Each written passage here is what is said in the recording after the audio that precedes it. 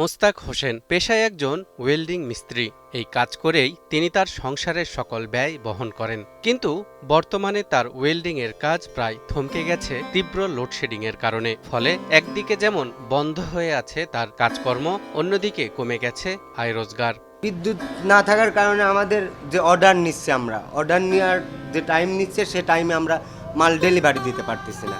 তেমনি আরেকজন শহীদ শেখ, তিনি এই ওয়ার্কশপের মালিক। মেশিনের চাকা ঘুরলে সচল থাকে তার আয়ের পথ, কিন্তু ভয়াবহ লোডশেডিং এর কবলে পড়ে বন্ধ হয়ে গেছে তারও আয় রোজগার। শুধু কর্মজীবীরা নন, লোডশেডিং এর কারণে কৃষক, ব্যবসায়ী, শিক্ষার্থী সবার জীবনেই নেমে এসেছে চরম বিপর্যয়। এমনকি কেউ কেউ এই বিপর্যয়কে করোনা মহামারীর চাইতেও বড় বিপর্যয় হিসেবে মূল্যায়ন করছেন। বিদ্যুৎ ধরেন 8 ঘন্টা থাকছে আর 1 ঘন্টা আয়াত পাওয়া যাচ্ছে না। চাষির এই যে আমরা আবাদ করতে পারছিনি, ঠিক মতন বাড়ি দেওয়া ঘুমাতে পারিনি, কিছু পারিনি, কারেন্ট থাকে না। এটা করোনার থেকে ভয়াবহ সংকটের মুখে আমরা আগাচ্ছি, কেন জানি না মনে হচ্ছে। করোনায় তো তাই যা হোক চুরি করে হলেও ব্যবসা প্রতিষ্ঠান খুলে বা রাস্তায় বের হয়ে আমরা জীবিকা নির্বাহ করেছি, কিন্তু সামনে যে সিচুয়েশন দেখতে পাচ্ছি, যদি এইটা বহাল থাকে তাহলে করোনার থেকে ভয়াবহ সিচুয়েশন হবে। আমরা হয়তো বেরোতে পারবো কিন্তু কিছু করতে পারবো না। এমন অসহনীয় লোডশেডিং এর কবলে পড়ে কুষ্টিয়া জুড়ে বিপর্যস্ত জনজীবন। দিনের বেশিরভাগ সময় বিদ্যুৎ না থাকায় চরম ভোগান্তিতে সাধারণ মানুষ। বিদ্যুৎ তো আপনার হচ্ছে 24 ঘন্টার ভিতর দেওয়া আছে, রাত দিন 24 ঘন্টার ভিতরে 2 ঘন্টা 3 ঘন্টা পায়, তারা আর বাদ বাকি পায় না। যেহেতু এখন এই এসএসসি পরীক্ষা চলছে, আবার কিছুদিন পরে ইন্টারমিডিয়েট পরীক্ষা শুরু হবে, এতে কোন মতে শিক্ষার্থী যারা আছে তারা তো অনেকটাই হচ্ছে সমস্যা পড়তেছে, যন্ত্রণা হচ্ছে তাদের। মনে করেন এখন যদি তারা লেখাপড়া ঠিকভাবে না করতে পারে তাহলে তো তাদের হচ্ছে ভবিষ্যৎ অন্ধকার।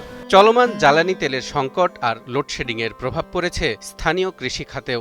ফলে ব্যাহত হওয়ার শঙ্কায় খাদ্য উৎপাদন। বিদ্যুতের কথা কি বলবো, বিদ্যুৎ তো থাকে না, 1 ঘন্টা থাকলে 2 ঘন্টা থাকে না, সব টাইমে থাকেই তো না, ওই সকাল টাইমে একটু থাকে। আর এর জন্য আমাদের উৎপাদনে অনেক হচ্ছে, ঘাটতি হচ্ছে। বিদ্যুতে প্রচুর ঘাটতি সমস্যা। বিদ্যুৎ আর তেল নিয়ে খুবই সংকটে চাষিরা। চাষির যেমন ধানে আপনার পানি ঠিক মতো না নিলে তাতে ফলন হবে না, তাতে চাষিরা ঘরে উঠে যাবে। এদিকে শহরে সংকট কিছুটা কম হলেও গ্রামাঞ্চলে লোডশেডিং ভয়াবহ আকার ধারণ করেছে।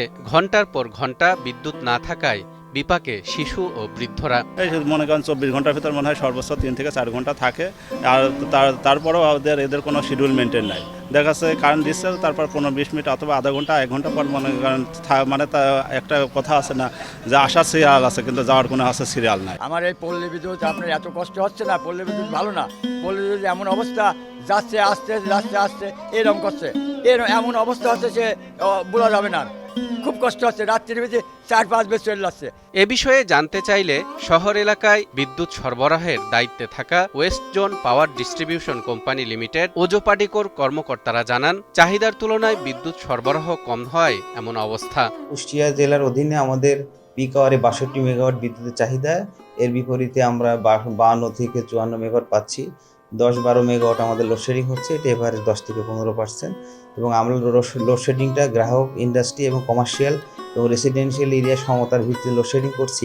অন্যদিকে পল্লী অঞ্চলে বিদ্যুৎ সরবরাহের দায়িত্বে থাকা পল্লী বিদ্যুতের কর্মকর্তারা জানান, জাতীয় গ্রিডে সরবরাহ সংকটের কারণে দিনে 12 থেকে 14 ঘন্টা লোডশেডিং দিতে তারা বাধ্য হচ্ছেন। এক্ষেত্রে আমি যেটা বলবো, একটু ধৈর্য ধরার জন্য, অচিরেই এই সমস্যার সমাধান হয়ে যাবে। বিদ্যুৎটা আসার সাথে সাথে সবাই যদি মোটরটা না চালু করে, একটু সময় নিয়ে ধীরে সুস্থে চালু করে, তাহলে হচ্ছে আপনার এইসব ভোগান্তিগুলো হবে না। তীব্র এই লোডশেডিং এর বৃত্ত থেকে কবে মিলবে মুক্তি, আর কবেই বা ফিরবে জনজীবনের স্বাভাবিক গতি, এখন সেই অপেক্ষাতেই দিন গুনছেন কুষ্টিয়াবাসী।